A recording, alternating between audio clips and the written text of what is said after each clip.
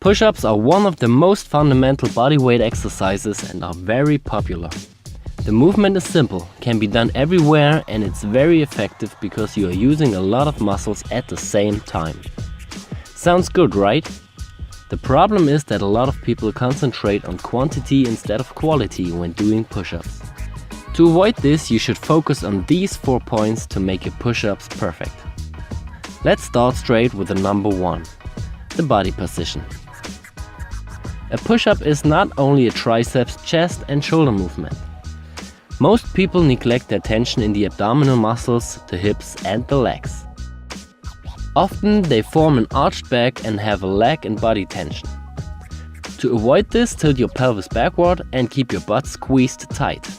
The movement gets a lot harder with this, but it's also more effective. The second point is the arm position. The arm position doesn't really matter in terms of the perfect execution. A perfect push-up can be done with a wide or a narrow grip, but it's important to place your wrists in a nearly vertical line under your shoulder when you do the standard push-up. There are still exceptions for that rule, for example when you are doing pseudo planche push-ups, which puts the focus more on your shoulder. Or when you're doing sphinx push-ups, which are a triceps dominant movement. If you are working with standard push-ups and choose a wider grip, it involves the chest more than a close grip, and a close grip sets the focus more on your triceps.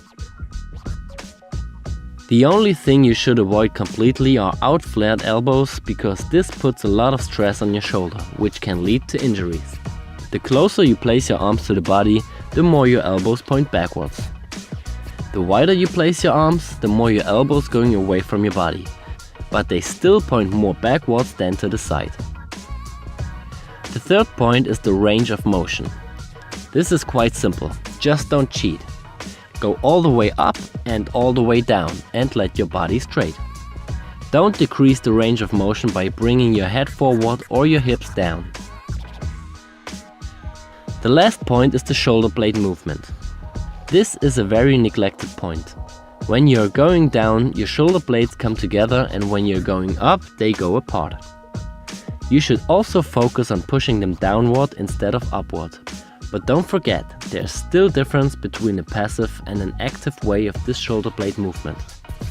If you are too weak in the shoulder girdle, your shoulder blades come together because you are not able to hold your body against the gravity. You can see this especially at the top of the movement. When you are going down, always focus on the tension and an active shoulder blade movement. Don't let yourself fall down into your structures. If you consider all those points and try it on your own, you will notice that it's much harder to do. Maybe your amount of maximum repetitions will drop, but that doesn't matter. Always focus on quality over quantity, and you will be rewarded with progress and a healthy body. If you have any questions to this topic, just leave a comment. Thank you, Alex.